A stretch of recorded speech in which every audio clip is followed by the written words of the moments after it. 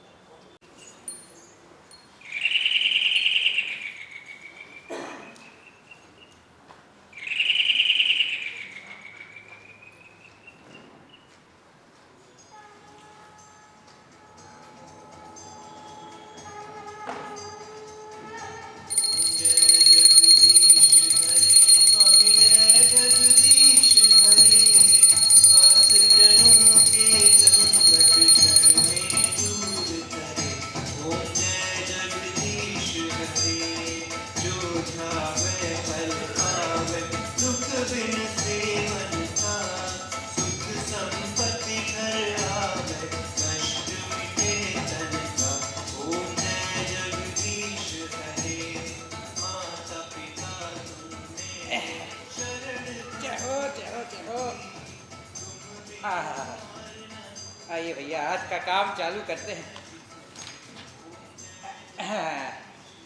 हाँ, तो इसका हिसाब हो गया, इसका हिसाब हो गया। और अरे अरे वर्मा जी, आप अरे आइए आइए वर्मा जी। ए छोटू, जब भाग के वर्मा जी के लिए भैया ठंडा वंडा तो ले आ। अरे आइए आइए वर्मा जी, बैठिए बैठिए। क्या बात है मालिक, बड़े दिनों बाद दर्शन दिए।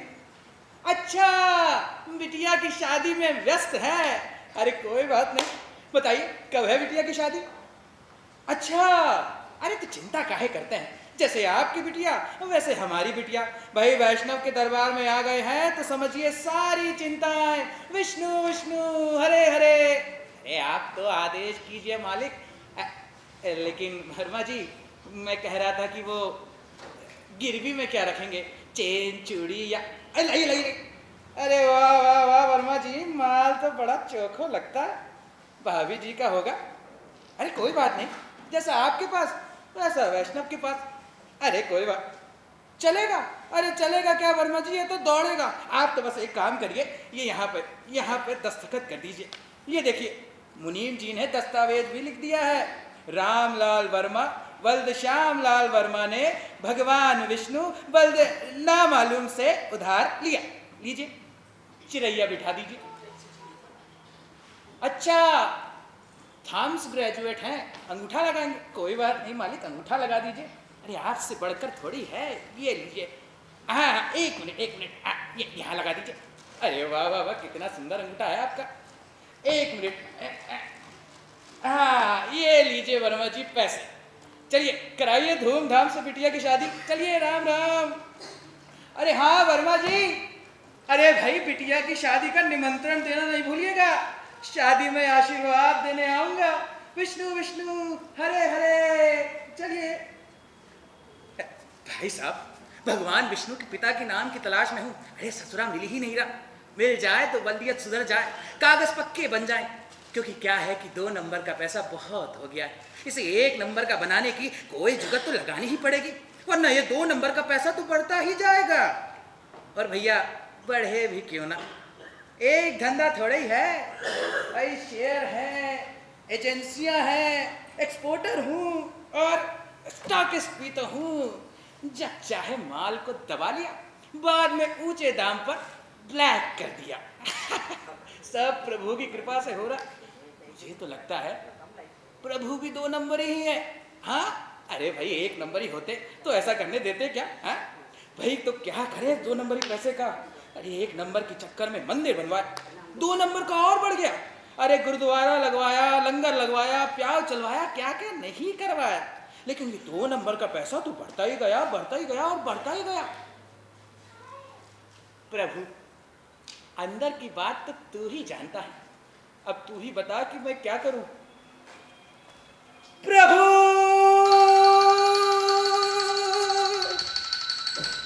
प्रभु विनती सुनो हमारी। इनकम टैक्स वालों को तो जानते ही हो ना, कितनी तीव्र सुगंध शक्ति होती है। अरे कहीं भी छुपाओ ढूंढी निकालते हैं। अरे ससुरे संडास तक को खोद डालते हैं। और प्रभु, जब जब तेरे इस भक्त पर कोई संकट आया है, उससे तूने ही उबारा है। तेरे ही आशीर्वाद से मेरे पास 2 नंबर का इतना धन इकट्ठा हुआ है। अब प्रभु तुम ही बताओ कि मैं क्या करूं। हम तो हैं निपट गवार, कर दो हमारा बेड़ा पार, बेड़ा पार कर दो प्रभु, बेड़ा पार। उठ वैष्णव, ये इधर उधर क्या देख रहा है? मुझे तू थोड़े देख सकता है। मैं तो शुद्ध आत्मा की आवाज हूं।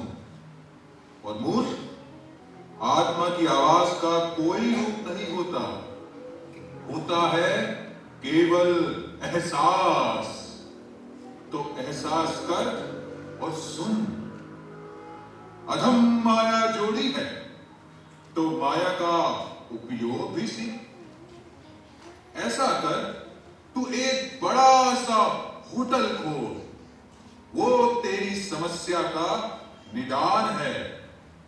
वैसे भी आजकल होटल बहुत चल रहा है। जा, होटल खोल खोल खोल।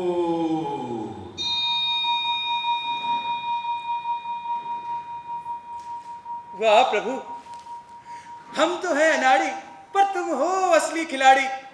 वाह वाह वाह प्रभु, मेरे मन के द्वार खोल दिए। प्रभु ने आदेश दिया है, जा वैष्णव, होटल खोल खोल खोल। हाँ, प्रभु का आदेश मानकर यहाँ पर एक विशाल होटल का निर्माण करूंगा। होटल में सुंदर सुंदर कमरे होंगे। कमरे में खूबसूरत बाथरूम, गद्देदार डबल बेड, एक टीवी, वीसीआर और डेक, नीचे लॉन्ड्री, उसके बगल में नाई की दुकान, कोने में कतार से लगी हुई टैक्सियां, बाहर सुंदर सा लॉन और छत पर होगा टेरेस गार्डन। वाह वाह वाह वाह। तो आइए आइए आइए, होटलों में नया नाम, भारत का नंबर 1 होटल, होटल वैष्णव। महानगर की भागम भाग से जब हो जाए परेशान, जब दिल ढूंढे फुर्सत के रात दिन, तो ना हो उदासीन, अपनी व्यस्त जिंदगी से कुछ समय चुरा कर सुकून के झूले में झूलने आइए। केवल 200 रुपए में होटल वैष्णव वैष्णव वैष्णव। लेकिन एक समस्या है, महाविकट, धर्म संकट। अरे भाई, उसका निपटारा कैसे होगा? होटल में भोजन कैसा होगा? ये तो सोचने वाली बात है। हाँ मैनेजर, यहाँ मैनेजर, मैं वैष्णव हूं ना, तो मैं अपने होटल में सिर्फ शुद्ध शाकाहारी भोजन ही करवाऊंगा। घी में बनी हुई दाल, रोटी, सब्जी, चावल, पापड़। अरे फोन बजा, किसका फोन है? हेलो, जी हाँ भाई साहब, हाँ हाँ, हमारे यहाँ शुद्ध शाकाहारी भोजन मिलता है। लहसुन? अरे नहीं भाई साहब, लहसुन क्या, हमारे यहाँ प्याज तक नहीं चलता। जी जी, तो बताइए कितने कमरे बुक कर दूं? 10? बस? चलिए कोई बात नहीं, कर दूंगा। Okay bye bye. हाँ तो मैनेजर, मैं कह रहा था कि, अरे फिर से बजा। Hello, oh yes yes, Vaishnav speaking. Yes yes, from the hotel. Oh, Oswal company से बोल रहे हैं? मीटिंग करनी है, हॉल चाहिए? अरे हो जाएगा भाई साहब, बिल्कुल हो जाएगा, आप चिंता मत करिए। हाँ हाँ जी जी, आ जाइए। ओके। हाँ हाँ, काटो मैनेजर, मैं कह रहा। अरे बाप रे बाप, फिर बजा, बैठ जाता हूँ। हेलो, यस यस, कहाँ से? चेन्नई से? बोलिए बोलिए भाई साहब, क्या अम्मा मेरे होटल में ठहरेंगी? अरे वाह वाह वाह वाह वाह, धन्य भाग हमारे जो अम्मा के चरण हमारे होटल में पधारे। अरे वाह वाह भाई साहब, तो बताइए कितने कमरे बुक कर दूं? क्या क्या क्या पूरा फ्लोर चाहिए?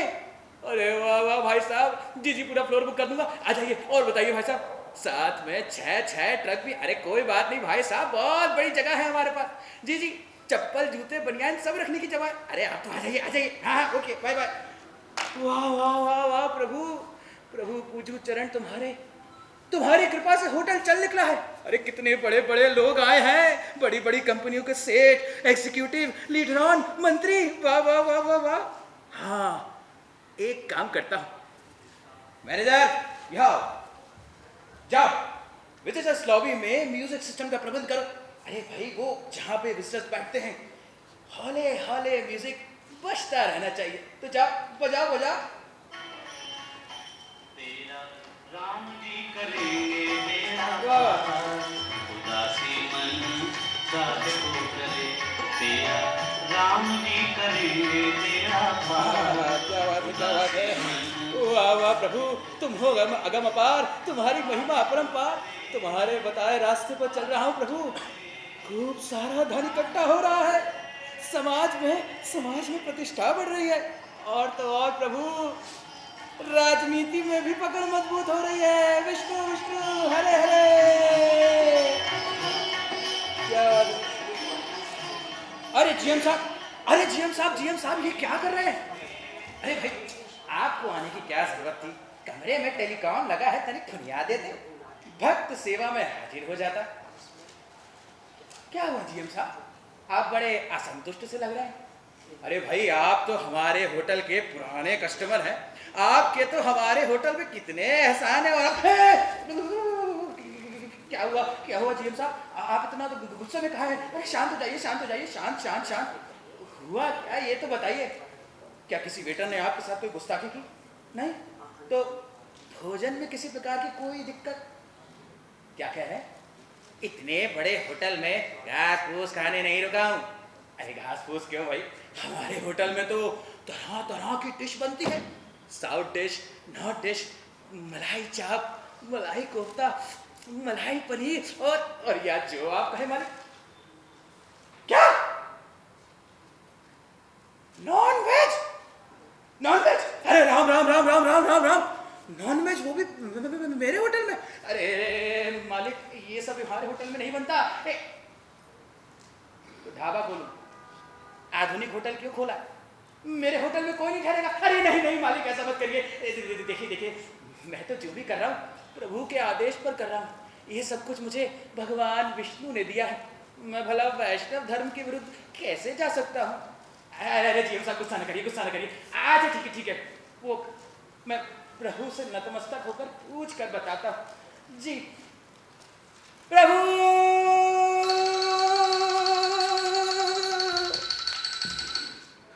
सुन रहे हो प्रभु, सुन रहे हो प्रभु, ये सब क्या हो रहा है?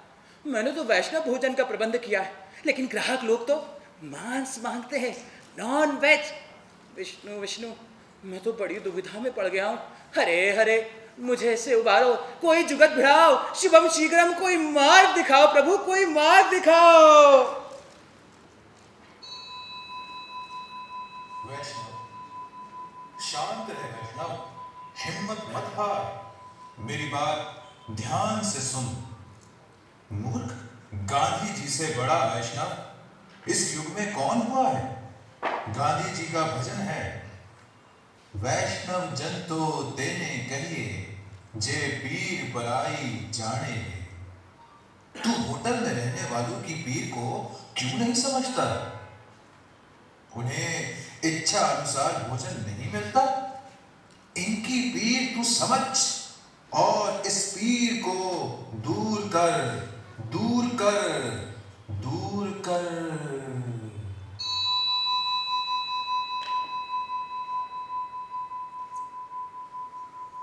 प्रभु वाह, हम तो हैं अनाड़ी पर तुम हो असली जुगाड़ी।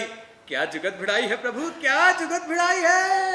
वैष्णव जन तो तेने कहिए जे पीड़ पराई जाने रे। वाह वाह वाह प्रभु। मैनेजर जाओ जाओ, आरती उतारो ग्राहकों की। ग्राहक तो भगवान होता है और भगवान को संतुष्ट करना हमारा परम धर्म है। और जाओ जाओ, अपने ग्राहकों की पीड़ दूर करो। चिकन चाप, chicken Mughlai, chicken Kashmiri, chicken 65, chicken biryani, chicken जो भी है सबका इंतजाम करो। वेटर, ये म्यूजिक क्यों बंद कर दिया? अरे चलने दो चलने दो। चला भाई। तो वैष्णव के इस होटल में भांति भांति की डिश। कोई तो चावत है मुर्गा तो कोई खावत है फिश। विष्णु विष्णु हरे हरे। अरे वाह प्रभु, कमाल हो गया। अरे ग्राहक लोग तो और आने लगे हैं प्रभु। लक्ष्मी जी का पदार्पण और हो गया है। आइए आइए लक्ष्मी जी, आइए आइए आइए। और वैष्णव की इस तिजोरी को भर जाइए भर जाइए भर जाइए। जय हो जय हो जय हो जय हो। हाँ, अब चलता हूँ। होटल में ठहरे ग्राहकों की राय भी जान लूं। क्या है कि होटल की तरक्की के लिए ये अति आवश्यक है। तो चलते हैं। हाँ, टक टक। जी वैष्णव जी। अरे अरे जीएम साहब, जीएम साहब, क्या बात है जीएम साहब। सोए नहीं मालिक इतनी रात को?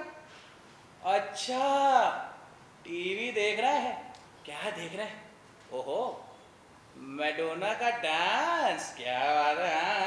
हाँ देखिए देखिए देखिए। मालिक मैं तो ये पूछने आया था, अब तो कोई दिक्कत नहीं है ना? अब तो सब ठीक है क्या? अभी भी कोई दिक्कत है? अरे गोश्त मुर्गा मछली सब तो है, अब क्या चाहिए आपको? क्या गोश्त के पचने की दवा? अरे तो उसमें कौन सी बड़ी बात है, अभी मंगवा देता। बेटा इधर आओ, सुनो, जाओ भाग के जाओ और साहब के लिए झंडू का लवण भास्कर चूर्ण लेकर आओ। जाओ भागो। हाँ हाँ। अरे माथा काय ठोक रहे हैं? मैंने कुछ गलत कहा क्या? क्या आपका मतलब झंडू के लवण भास्कर चूर्ण से नहीं, शराब से है क्या? यहाँ पर बार खोलूं? अरे राम राम राम राम राम राम, विष्णु विष्णु हरे हरे। बार, वो भी वैष्णव के होटल में? जी जी जी जी जी। अरे अरे मालिक, आपको मालूम होना चाहिए कि ये वैष्णव का होटल है, यहाँ मदिरा नहीं चलती। देखिए अगर आपको चाहिए तो मैं भगवान के चरणामृत का प्रबंध तो कर सकता हूँ, लेकिन मदिरा।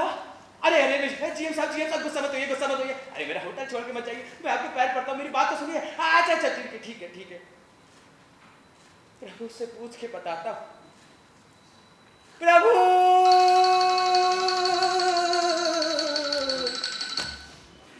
मदिरा, प्रभु मदिरा। नहीं प्रभु मैं नहीं, ग्राहक लोग मांग रहे हैं। प्रभु ये सब क्या हो रहा है? अरे ऐसे तो ये होटल बैठ जाएगा। आपके आदेश पर मैंने वैष्णव होटल खोला। प्याज लहसुन तक ना खाने वाले इस वैष्णव के होटल में लोगों ने मांस मांगा, आपके आदेश पर वो भी दिया। पर प्रभु अब तो ये उससे 2 हाथ आगे बढ़ गए हैं। प्रभु मैं तो आपका भक्त हूँ, मैं भला मदिरा कैसे पिला सकता हूँ प्रभु? कैसे पिला सकता हूँ प्रभु, कैसे? कैसे क्या? क्या तू होटल बिठाना चाहता है? मूर्ख, शराब कोई नई चीज है जो आसमान से पर उठाए हुए हो। शराब केवल पृथ्वी पर ही थोड़े पाई जाती है, ये तो युगों से चला आ रहा है। इस लोक की कौन कहे, इसकी तो परलोक में भी धूम है। जिसे तुम शराब कहते हो, हम उसे सोम रस कहते हैं। देवता तो सोम रस पीते ही रहते हैं, फिर इसमें तेरा वैष्णव धर्म कहाँ भंग होता है? सामवेद में 63 श्लोक सोम रस अर्थात मदिरा की स्तुति में है। तुझे धर्म की समझ है या नहीं? धर्म में सबका निदान है। धर्म के साथ चल, रास्ता खुद निकल आएगा, खुद निकल आएगा, खुद।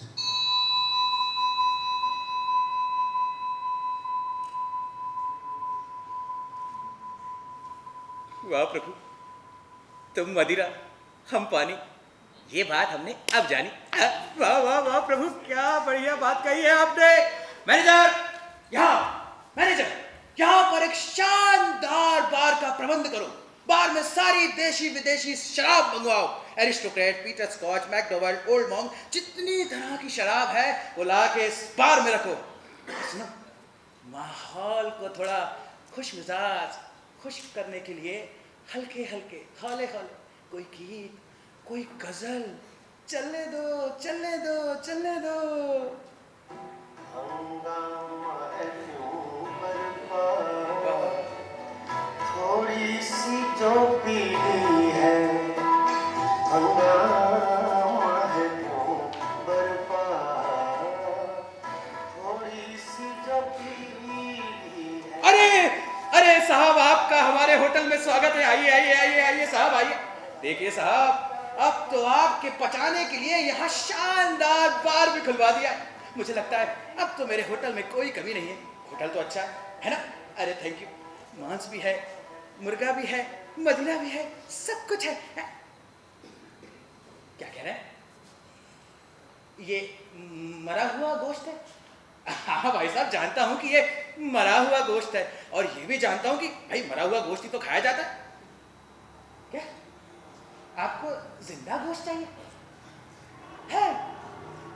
ये जिंदा गोश्त क्या होता है भाई? है? और भाई साहब, जिंदा गोश्त भी खाया जाता है क्या कभी? क्या जिंदा गोश्त से आपका मतलब है कैबरे? तो खुलवा देते हैं कैबरे, उसमें क्या है? कैबरे का कैबरे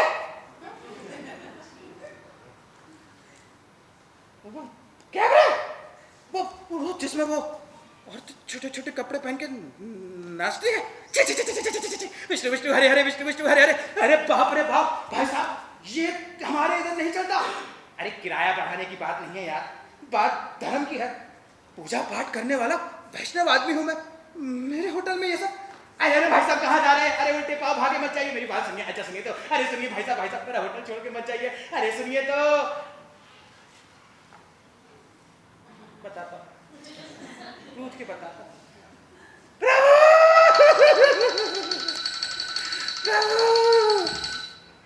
प्रभु मेरे मन की गुत्थी खोल। ग्राहक लोग कहते हैं कि होटल में नाच भी होना चाहिए, छोटे छोटे कपड़ों वाला नाच। प्रभु मैं क्या करूं प्रभु, मैं क्या करूं प्रभु, मैं क्या करूं?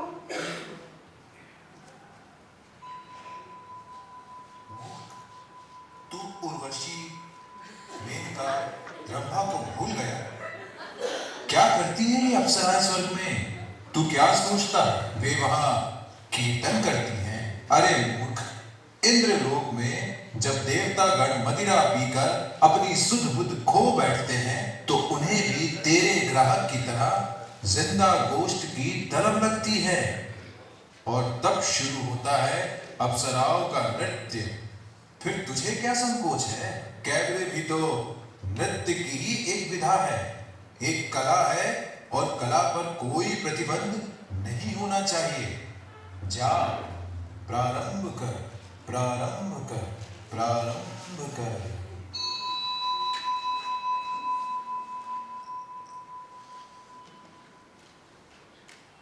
प्रभु ने आदेश दिया है, जा प्रारंभ कर, प्रारंभ कर। मैनेजर, कैमरे चालू।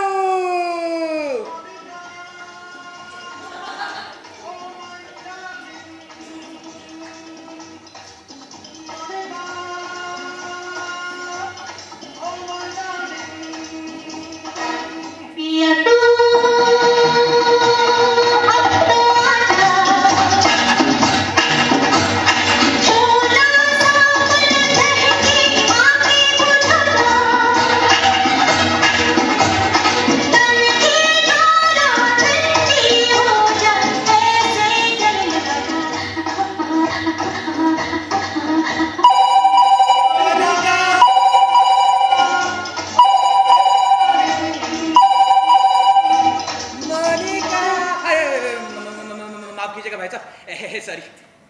हाँ भाई साहब बोलिए, कहाँ से बोले? कमरा नंबर 240। जी भाई साहब बोलिए, क्या हुआ? अरे अब आपको क्या चाहिए यार? हैं? देखिए भाई साहब, आपको गोश्त चाहिए था, आपको गोश्त दिया। पचाने के लिए दवा चाहिए थी, इतना शानदार बार खुलवा दिया। जिंदा गोश्त चाहिए था तो कैमरे भी खुलवा दिया। अरे अब क्या चाहिए आपको? क्या? अरे हेलो, जरा जोर से बोलो। हाँ क्या? कोई ऊंचे किस्म का माल मिले तो लेके आप। भाई साहब पागल हो क्या? अरे ये सब हमारे होटल में नहीं चलता। अरे पुलिस के डंडे पड़वाओगे क्या? अरे देखो भाई साहब, ये सब नहीं चलता हमारे होटल में। क्या मेरे होटल का पट्टा बैठ जाएगा? मेरे होटल में कोई नहीं ठहरेगा? रात को मन बहलाने के लिए कुछ चीज जरूरी है। अरे तो भाई साहब कैमरे है तो क्या? कैमरे दूर का है, पास का चाहिए, गर्म माल कमरे में। हेलो हेलो, अरे भाई साहब मेरी बात सुनिए। हेलो हेलो हेलो, काट दिया। हे प्रभु, ये कैसे धर्म संकट में फंसा दिया मुझे प्रभु।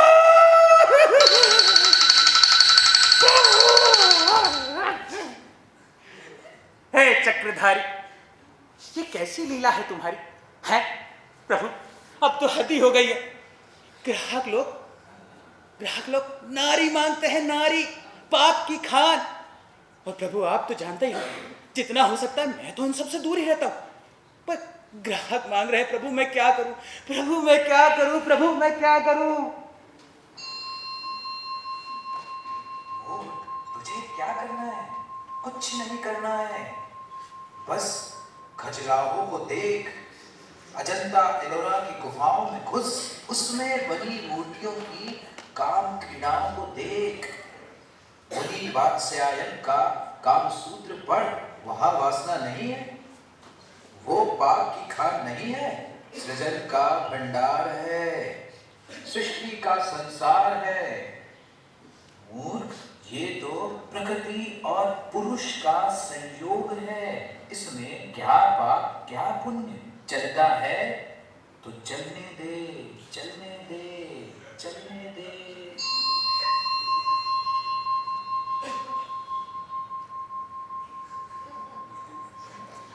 प्रभु ने कहा है चलता है तो चलने दे, चलने दे, चलने दे। वाह प्रभु वाह।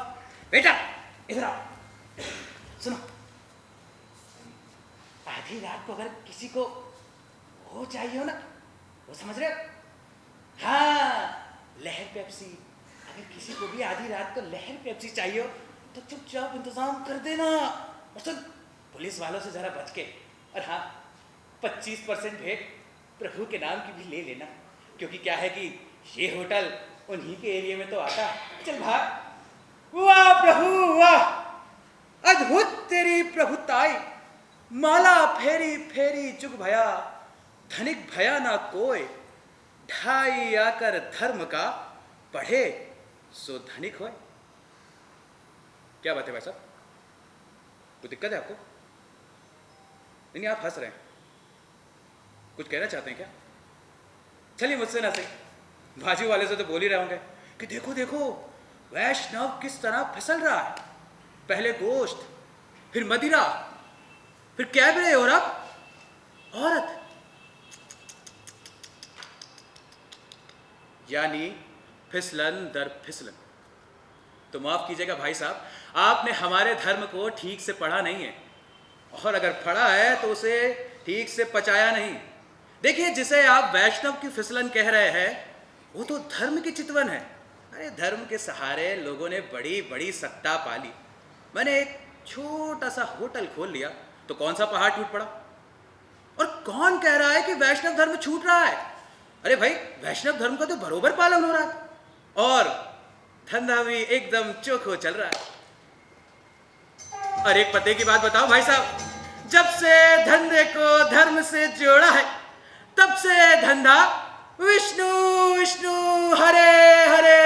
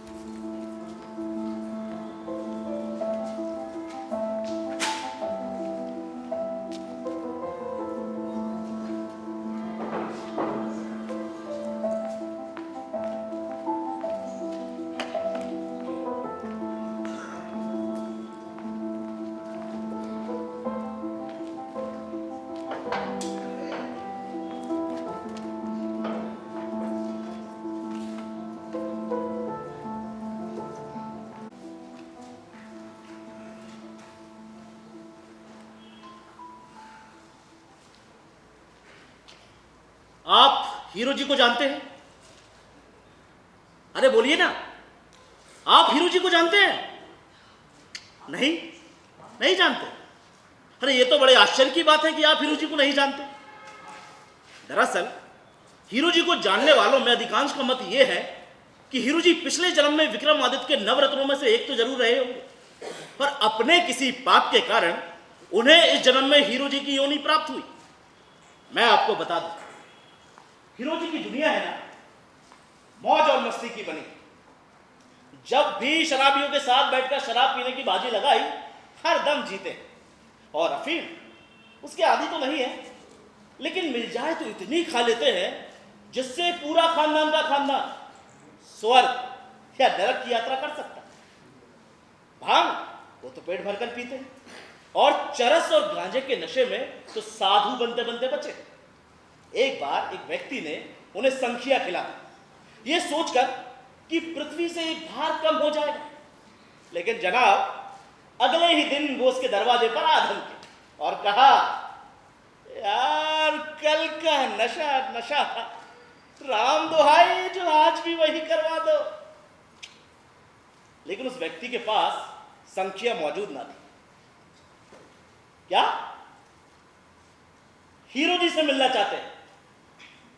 कहां मिलेंगे हीरो जी? अरे ये कौन सी बड़ी बात है, जिन खोजा तिन पाइया।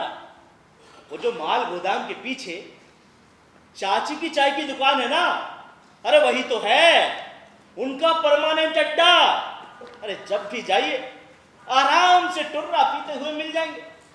लेकिन जनाब एक बात याद रखिए, जो भी व्यक्ति हीरो जी से मिलने जाता है उन्हें एक प्याली चाय अपनी तरफ से पिलाता है। चले, अरे हीरो जी से मिलने आइए।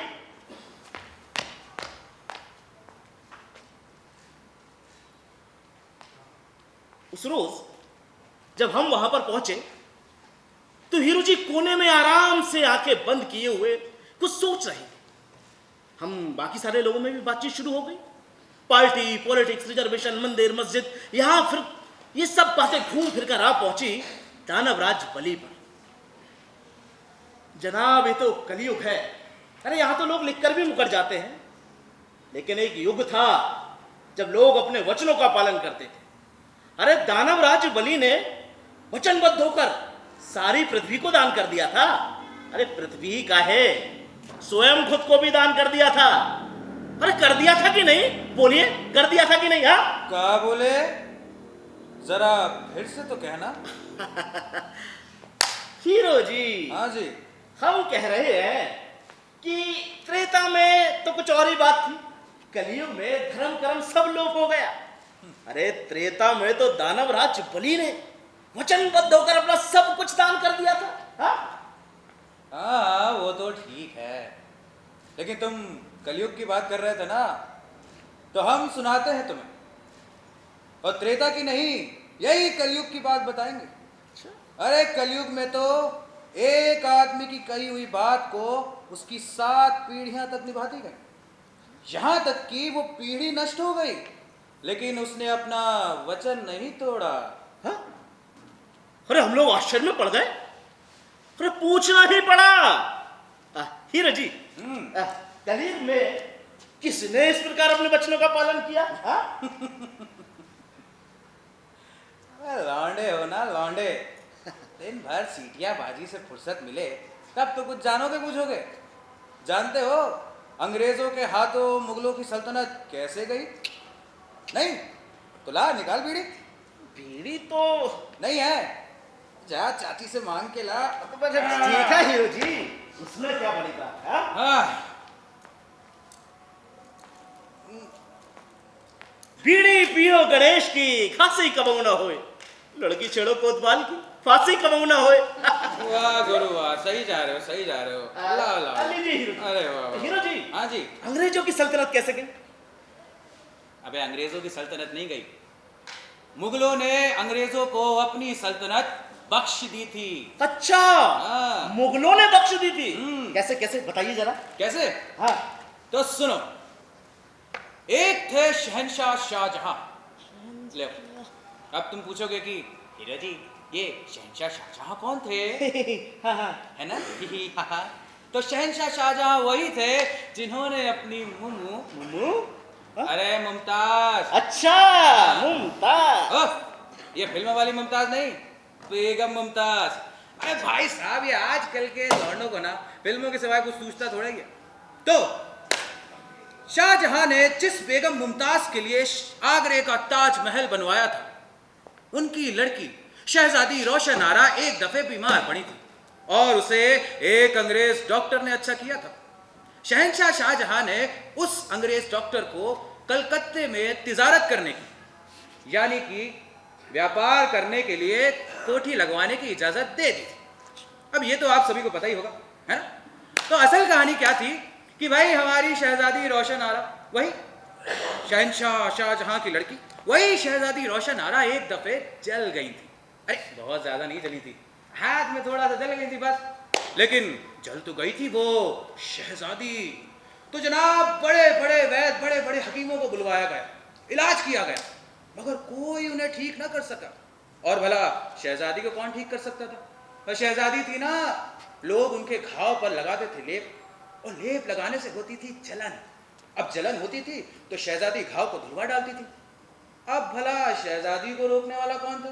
कोई नहीं। शहंशाह सलामत को बेहद फिक्र हुई, लेकिन शहजादी का घाव ठीक हो तो कैसे? भाई घाव पर दवा तो असर करने ही ना पा रही थी। उन्हीं दिनों एक अंग्रेज घूमता घामता दिल्ली आया।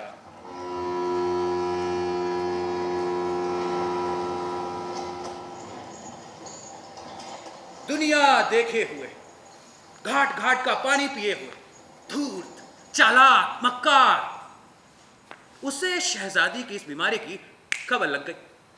नौकरों को घूस देकर उसने पूरा हाल दरियाफ्त किया और वो समझ गया कि शहजादी जलन की वजह से घाव धुलवा डालती है।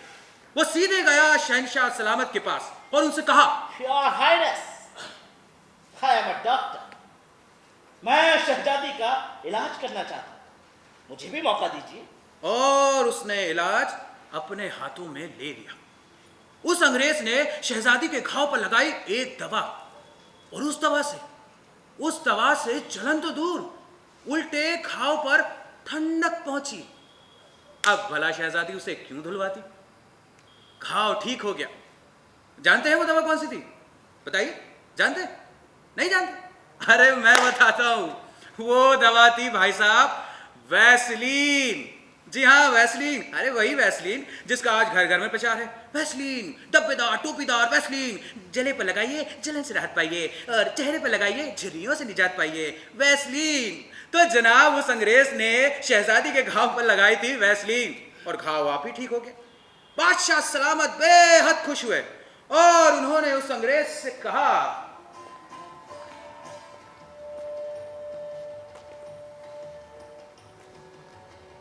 मांगो फिरंगी मांगो, क्या चाहते हो तुम? योर हाइनेस, मैं इस दवा का प्रचार हिंदुस्तान में करना चाहता हूं। मुझे हिंदुस्तान में तिजारत की इजाजत दी जाए। वाह, सुभान अल्लाह। भाई ऐसी दवा का प्रचार तो हिंदुस्तान में भी होना चाहिए।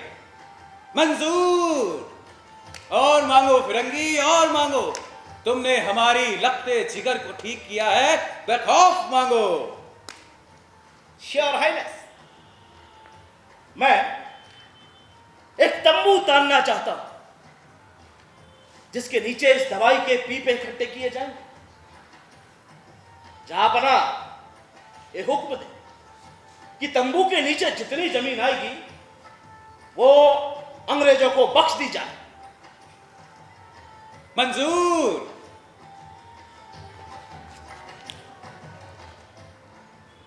तो जनाब हमारे बादशाह सलामत थे बेहद सीधे साधे आदमी, उन्हें छल कपट आता ना था। अरे उन्होंने सोचा, ए भला तंबू के नीचे कितनी ही जमीन आएगी भाई, हैं? और उन्होंने कह दिया मंजूर। लेकिन ये अंग्रेज था चालाक, दुनिया देखे हुए, 7 समंदर पार करके हिंदुस्तान आया था ना। ये अंग्रेज वापस गया धिलाया, और वहां पर उसने रबड़ का एक बड़ा सा तंबू बनवाया और उसे जहाज में लदवाकर चल दिया हिंदुस्तान।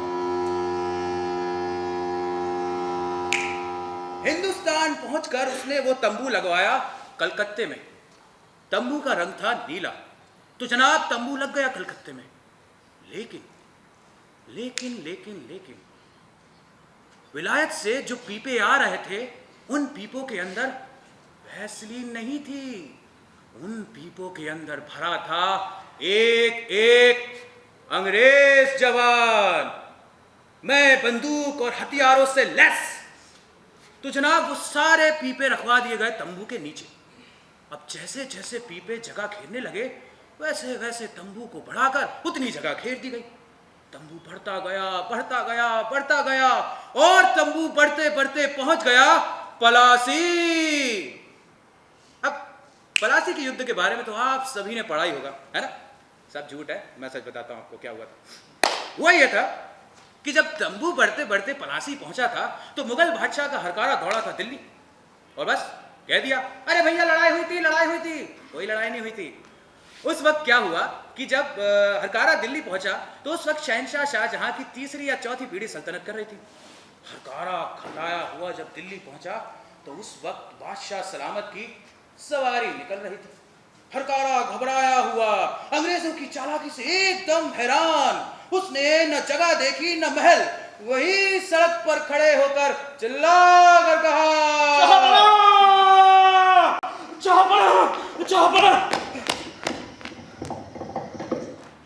जहापना, ये बदतमीज फिरंगी अपना तंबू पलासी तक खींच लाए हैं। जहापना, हमने जब इन्हें रोकने की कोशिश की तो उन्होंने शाही फरमान दिखा दी।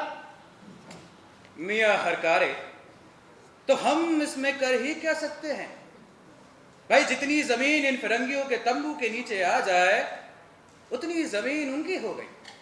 ये हमारे बुजुर्ग शहनशाह शाहजहां कह गए और हम अमीर तैमूर की औलाद है।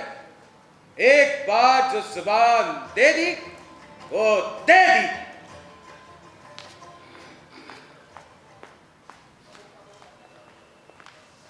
बेचारा हरकारा अपना समूह लेके लौट गया। इधर हरकारा लौटा, उधर फिरंगियों का तंबू बढ़ना जारी रहा। अब तक तो उन फिरंगियों की तंबू के नीचे आते थे पीपों में भरे हुए आदमी, लेकिन अब आने लगा तरह तरह का विलायती सामान। यानी कुल मिलाकर उन फिरंगियों ने हिंदुस्तान का सारा व्यापार अपने हाथों में ले लिया। और इधर उनका तंबू बढ़ता रहा। और एक दिन क्या देखते हैं कि वो तंबू बढ़ते बढ़ते बढ़ते बढ़ते बक्सर पहुंच गया। अब ये बक्सर की लड़ाई के बारे में आप सभी ने किताबों में जरूर पढ़ा होगा, है ना? सब झूठ है, कोरी गप, बंडल। सच मैं बताता हूं क्या हुआ कि जब तंबू बक्सर पहुंचा तो लोगों में घबराहट बढ़ी और तभी मुगल बादशाह का हरकारा दौड़ा।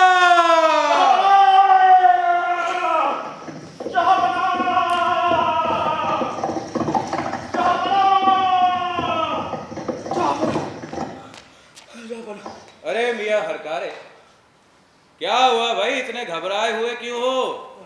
जहापना, बसात फिरंगी अपना तंबू बक्सर तक खींच रहा है। क्या? ये कैसे मुमकिन है? जहापना, अंग्रेज जादू जानते हैं, जादू। इन्होंने जन्नात पाल रखे। जन्नात कुछ भी कर सकते हैं जहापना। मियां हरकारे, क्या तुम बता सकते हो कि ये तंबू कैसे बढ़ा है? जहापना, तंबू रबर का है, जितना खींचते हैं उतना और बढ़ता जाता है। इन फिरंगियों ने तंबू के नीचे सल्तनत का एक बहुत बड़ा हिस्सा करके उस पर कब्जा कर लिया। ये कुछ नहीं किया तो बहुत देर हो जाएगी जहापना।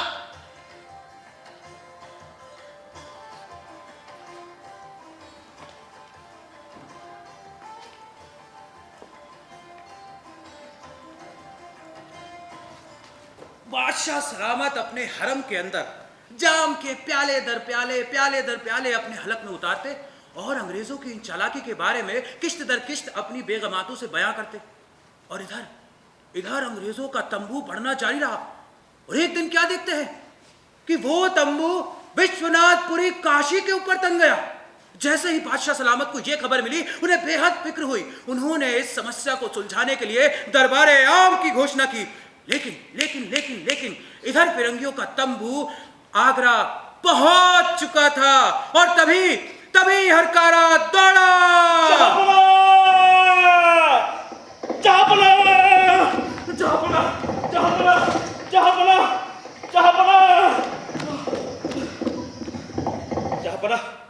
तंबू आगरे तक आ पहुंचा है। जहां अब भी कुछ नहीं किया तो बहुत देर हो जाएगी। जैसा कि आप सभी जानते हैं कि हमारे बुजुर्ग शहंशाह शाहजहां कह गए हैं कि जितनी जमीन इन फिरंगियों के तंबू के नीचे आ जाए उतनी जमीन उन्हें बख्श दी जाए। बख्शीनामा की रूह से हम कुछ भी नहीं कर सकते, हमारा कॉल टूटता है।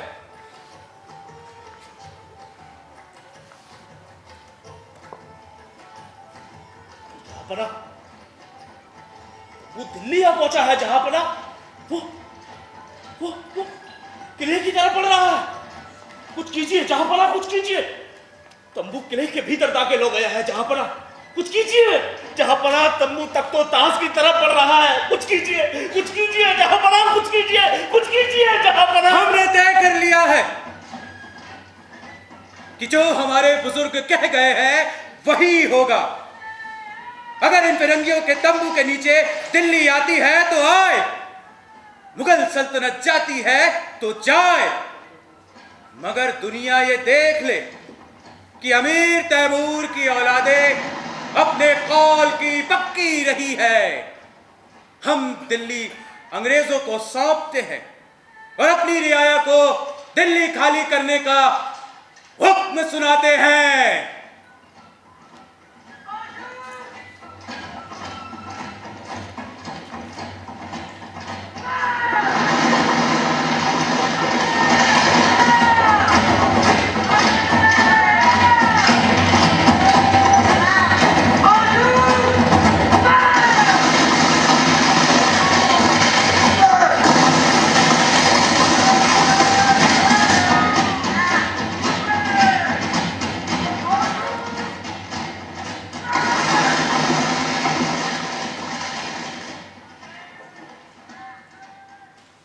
कुछ समझे लौंडे? अरे वाह वाह हीरो जी, क्या कहानी सुनाई है। कहानी सुनकर हम तो आपके फैन हो गए। हीरो जी, हो जाए एक एक प्याली चाय और हमारी तरफ से। चाय? अरे हाँ हाँ, चाय पीजिए और करिए एंजॉय। एंजॉय? भाग यहां से, भाग।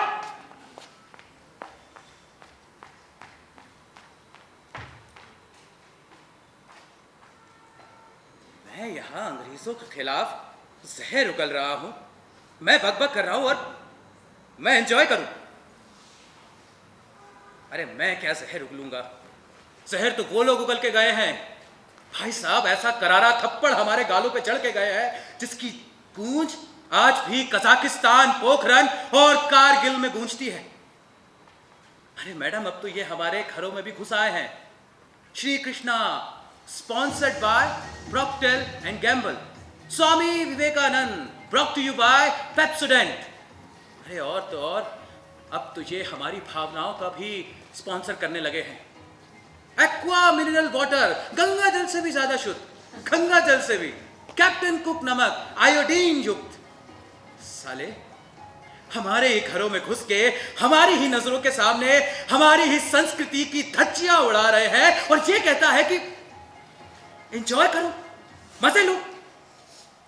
अरे अगर ऐसा ही चलता रहा तो ये बच्चा एक दिन अपनी मम्मी से दूध नहीं मांगेगा, पेप्सी मांगेगा, पेप्सी। मम्मी मम्मी मुझे ना दूध नहीं, पेप्सी चाहिए, पेप्सी चाहिए। मैया मोरी, मैं नहीं माखन खाया, मैंने तो किटकैट खाया, कैडबरीज खाया। अरे उन मुगलों ने तो सिर्फ एक ईस्ट इंडिया कंपनी को ही तंबू तानने की इजाजत दी थी, लेकिन आज के आधुनिक मुगलों ने तो एक नहीं, दो नहीं, 300, 400 वेस्टर्न कंपनीज और मल्टीनेशनल्स के तंबू गड़वा दिए। कोका कोला, एक बात ध्यान रखिएगा, हम कोका कोला नहीं पीते, कोका कोला हमें पीता है। We do not drink Coca Cola, Coca Cola drinks us. हम नहीं पीते Pepsi, Nescafe, Brooke Bond tea, Kingfisher. हम नहीं इस्तेमाल करते Lux, Liril, Luxor, Lakme, it Sony, that Samsung, Samsung, Akai. अरे हट!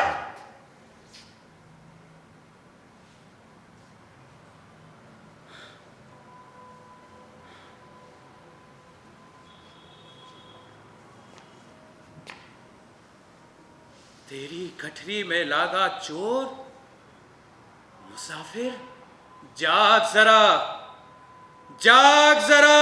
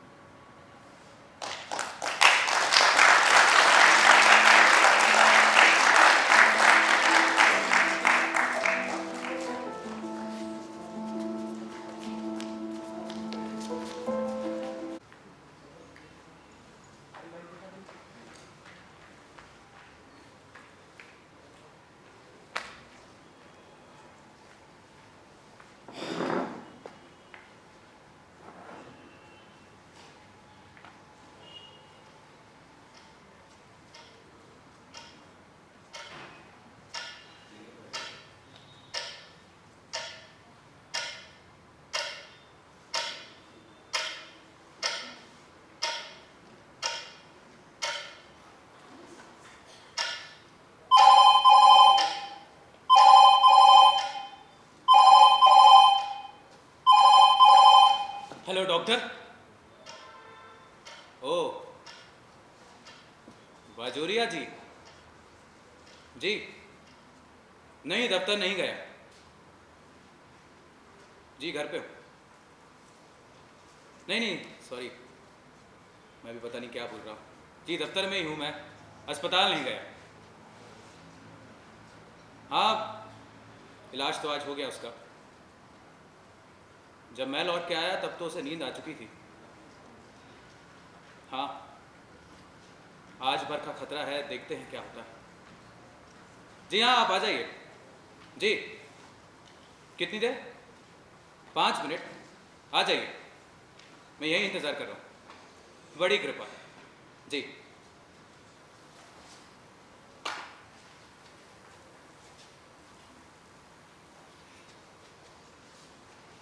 कृपा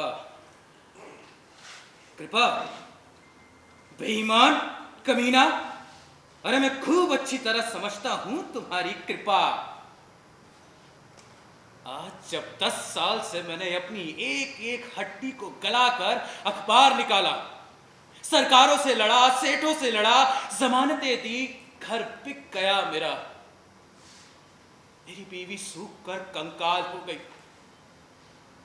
तब किसी ने दया नहीं दिखाई। क्यों? क्योंकि मैंने किसी के सामने सिर झुकाना जो नहीं सीखा था। और आज जब अखबार बेच रहा हूं तो दिन में 3 मरतबे टेलीफोन से हाल पूछे जाते हैं। कितनी फिक्र है सेठ बाजोरिया को। 5 मिनट में आ रहे हैं, 5 मिनट। 1 2 3 4 5 मिनट।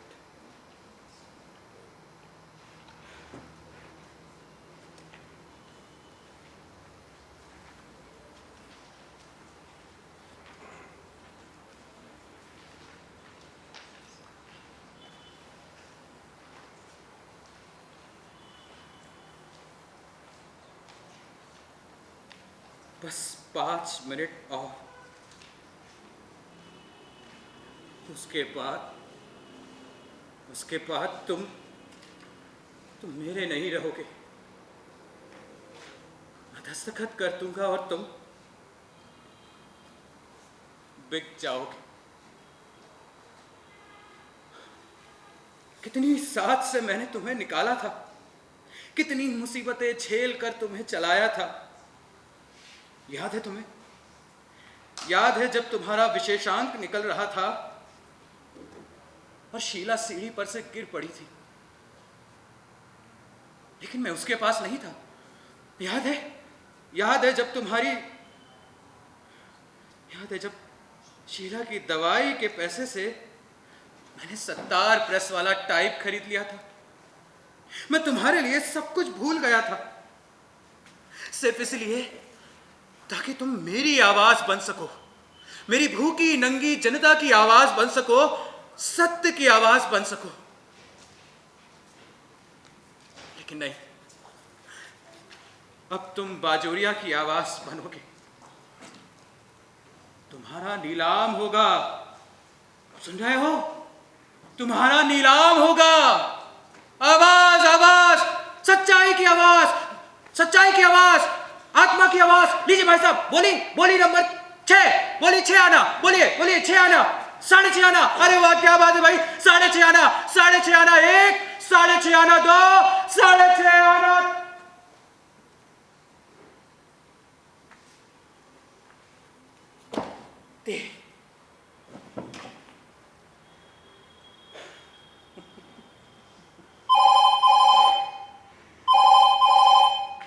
हेलो, हाँ जी डॉक्टर साहब। क्या शीला को होश आ गया? हेलो मिस्टर, ओ सॉरी, वो मुझे बुला रही है। अच्छा, अब उसकी तबीयत कैसी है डॉक्टर साहब? अब कोई खतरा नहीं? फिर ठीक है जी, कुछ भी हो तो आप मुझे प्लीज बताइएगा। जी doctor, thank you doctor, thank you. कैसी हालत है वाइफ की मिस्टर दिवाकर? क्या बात है, समथिंग सीरियस? अरे नहीं सेठ जी, कुछ भी सीरियस नहीं है, आप बैठिए ना। वो क्या है कि दरअसल मेरा मन जब बहुत घबरा जाता है ना, तो मैं यह प्यालो बजाने लगता हूँ, पता नहीं क्यों। लेकिन अच्छा, आप भी सोचते होंगे कि ये सब नहीं, दरअसल नर्वस टेंशन में लोग ऐसा करते हैं, लेकिन ये बच्चों का पियानो। जानता हूं सेठ जी कि ये बच्चों का पियानो है, लेकिन क्या करूं, आजकल अखबारों की दुनिया में रोज ही खबरें आती हैं, सेनाओं की परेड, जंगी जहाजों के घर्राटे, हड़तालों के नारे वगैरह वगैरह वगैरह।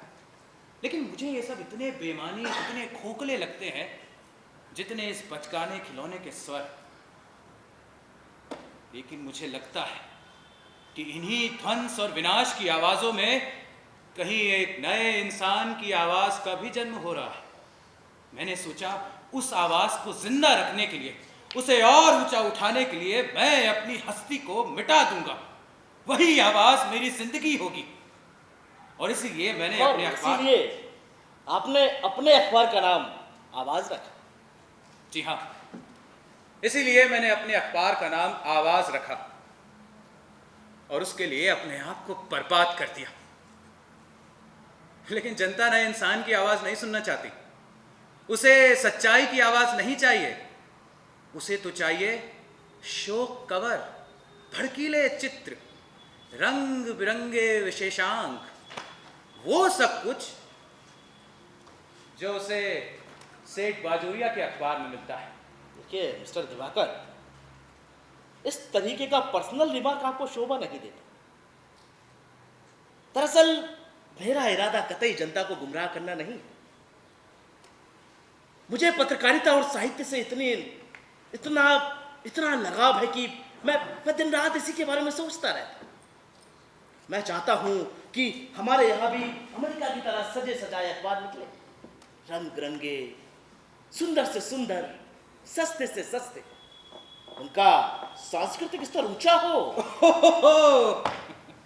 सांस्कृतिक स्तर ऊंचा हो, क्या बात भाई। आजकल लोगों को यहाँ पर सांस्कृतिक स्तर सुधारने की बड़ी बीमारी लगी है। इसीलिए तो कोई टाइम्स खरीद रहा है, कोई लाइमलाइट खरीद रहा है, और आप भी। और मैं भी आवाज खरीद कर यही कर रहा हूं। यही कहना चाहते हैं ना मिस्टर दिवाकर? ये दुनिया कितनी स्वार्थी है। जब आपको जरूरत थी आपने संदेश कहलाया था, और अब मैं आवाज के शेयर खरीदने के लिए राजी हो गया तो आप इस तरह चोटें कर रहे हो।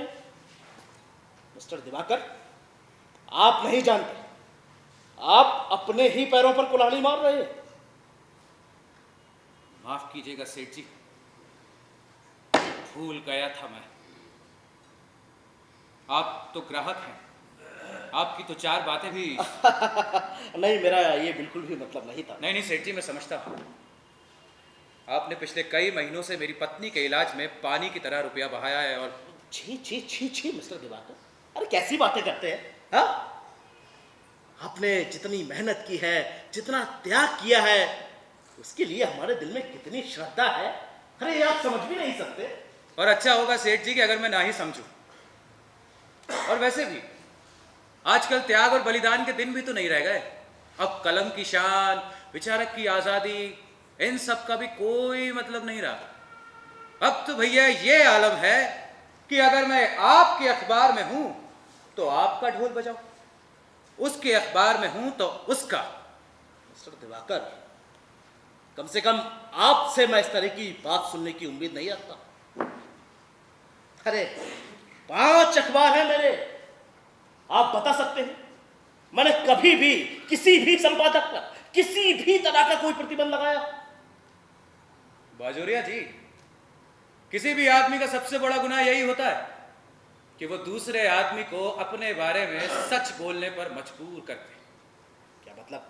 क्या मतलब? क्या आप ये कह सकते हैं कि आपने प्रतिबंध नहीं लगाया है? उस दिन चटर्जी ने गृह मंत्री के ऊपर टिप्पणी लिखी थी, उसे बाद में कमरे में बुलाकर किसने डांटा था? ये गलत बात है। ये सही बात है। आप जानते हैं, अरे जब चटर्जी को 60 रुपया महीना मिलते थे तब वो संपादकीय लिखता था, और आज जब आप उसे 250 रुपया दे रहे हैं तब वो डिक्टेशन लिखता है। आपके डिक्टेशन, जिसने अपने जीवन में सिवाय बही खातों के कुछ ना लिखा होगा।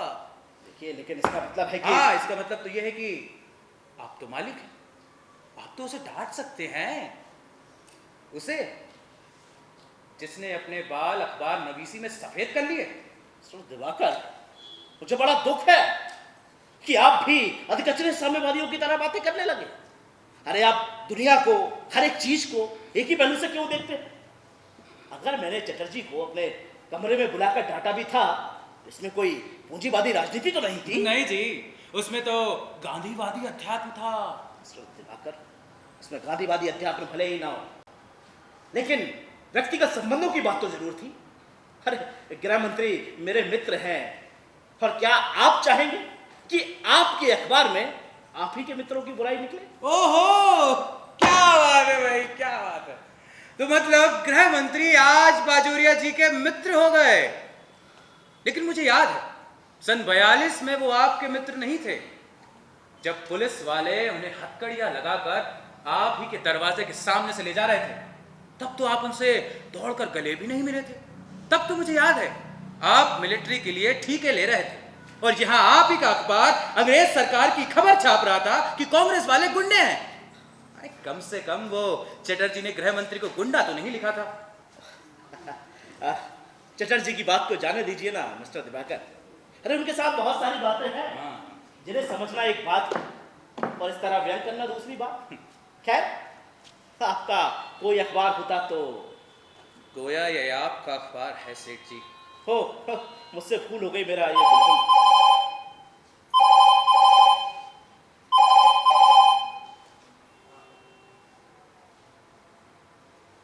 माफ कीजिएगा सेठ जी,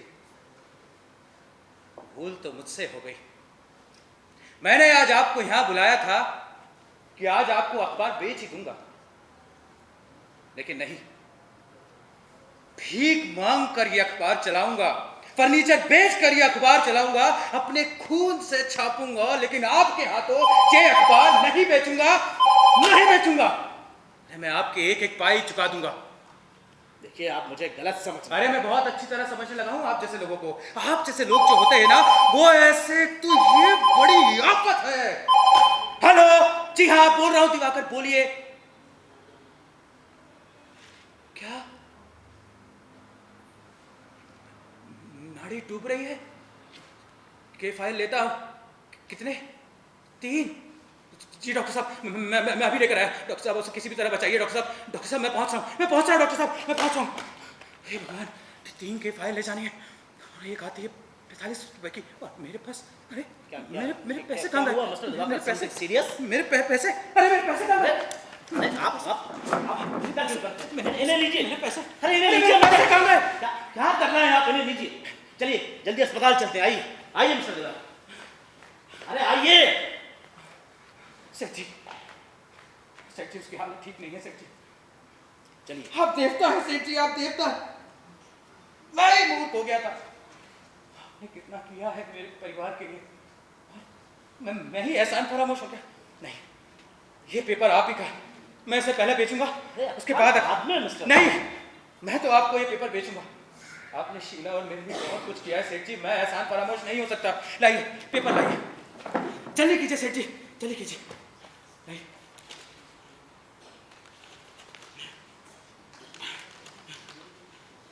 लाइए दूसरे कागज।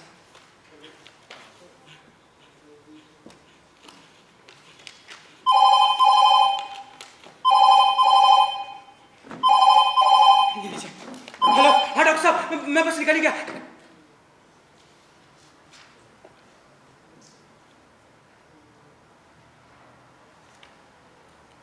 बाय।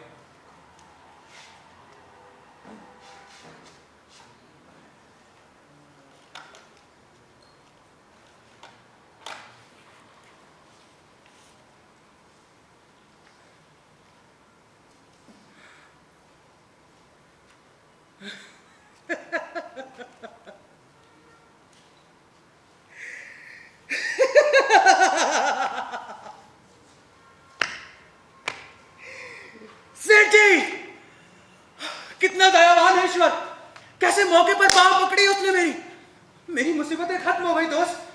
अब मुझे ये अखबार बेचने की कोई जरूरत नहीं, because my wife is dead. क्या कह रहे हैं आप? सही कह रहा हूं सेठ जी, अभी डॉक्टर का फोन आया, उन्होंने कहा शीला का हार्ट फेल हो गया। अब मुझे ये अखबार बेचने की कोई जरूरत नहीं, अब मैं ये अखबार नहीं बेचूंगा। मिस्टर दिवाकर, कैसी बातें करते हैं आप? अरे आप अखबार बेच चुके हैं। क्या? बेनामा मेरे पास है। चलिए जल्दी अस्पताल आइए। सेठ जी देखिए सेठ जी, मैं वो अखबार नहीं बेचना चाहता, मुझे मेरे कागज वापस कर दीजिए। मिस्टर दिवाकर, कैसी बातें प्लीज करते सेठ हैं जी, आप? प्लीज सेठ जी, मैं वो अखबार नहीं बेचना चाहता सेठ जी, प्लीज मेरे कागज वापस। कैसी बातें करते हैं आप? सेठ जी देखिए, अगर आपने मेरे कागज वापस नहीं किए ना, हाँ, तो ये पियानो से आपका सर फोड़ दूंगा मैं। मिस्टर दिवाकर, आप पागल हो गए हैं। सेठ जी मैं आपके हाथ जोड़ता हूँ सेठ जी प्लीज, सेठ जी वो कागज वापस कर दीजिए। पागल हो गए। सेठ जी मेरी बात सुनिए, सेठ जी।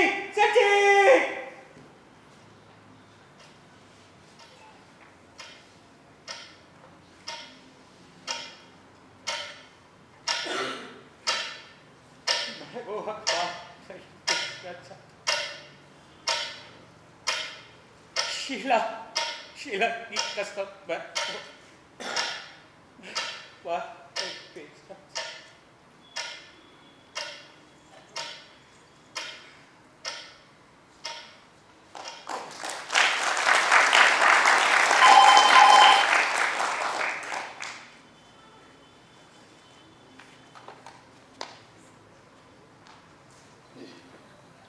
सोलो नाटक पॉपकॉर्न स्टार्ट करेंगे, 10 मिनट का अंतराल है, सेट लग जाए।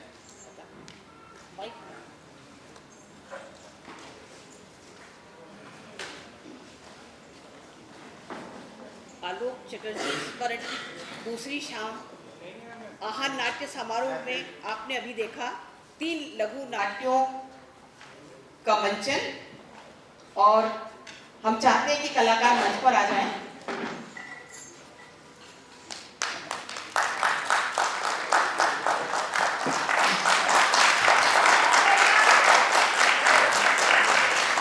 पीयूष पांडा, सौरभ लोधी, साउंड में पीयूष सैनी और लाइट में मुकेश जिज्ञासी जी, राजेश कुमार जी, और मंच पर परेक अभी यहाँ है नहीं। अब आपके सामने कुछ ही क्षणों में प्रस्तुत है नाटक पॉपकॉर्न, और कल की संध्या भी आप सब अवश्य आए।